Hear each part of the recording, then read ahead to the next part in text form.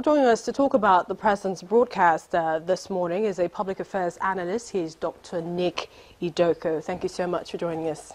Yeah. Now, in a speech of less than 6 minutes, what's your view of the President's address? I think the President underperformed because the expectations were high.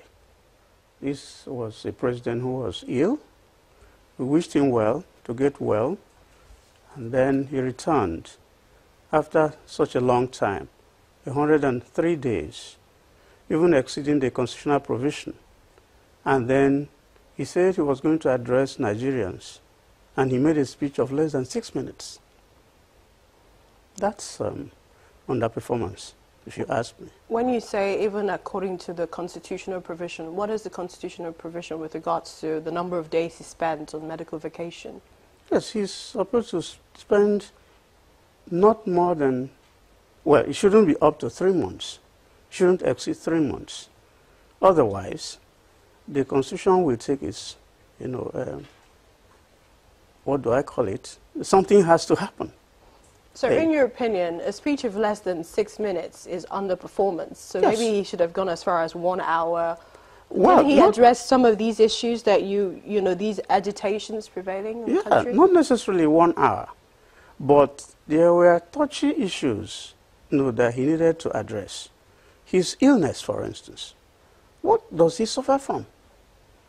Nigerian leaders refuse to be statesmen, and they keep, secrets that are not supposed to be secrets. What's the big deal about his illness? He's the president of the country. He is human. We all know that he can take ill, and he has been ill. So what is he suffering from? Nigerians ought to have known that. We deserve to know that.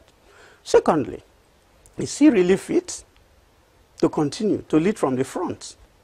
Because some Nigerians were actually expecting that he was going to resign. That the speech were you one of those Nigerians? Pardon? Were you one of those Nigerians? Well, I wasn't expecting him to resign, but I almost said so. That perhaps, he wanted to come and tell Nigerians that he wasn't fit enough to continue. Therefore, he was going to step aside. But that didn't happen. But he didn't give us details about, what happened to him, his experience. But looking at him before, when he came back and then went back again in March and now, don't you think he looks better? Yeah, he appears to look better, but that's just physically. We are looking at him on television. We don't know what is inside, but he looks a bit better improved now. But it was up to him to tell us his experience.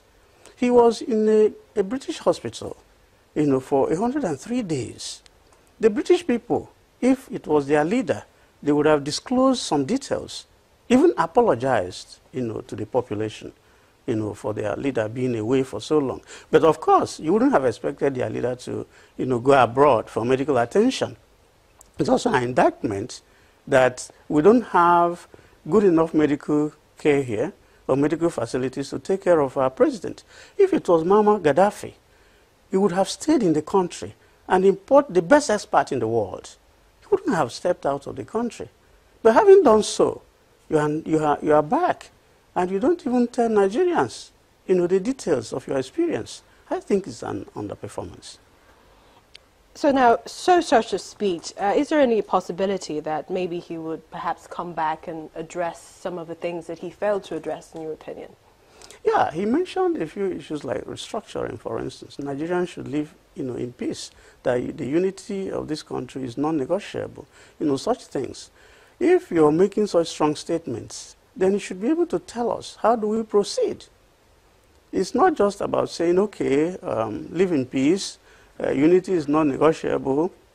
He said by himself that he followed events in Nigeria closely while he was away. So what were those key issues?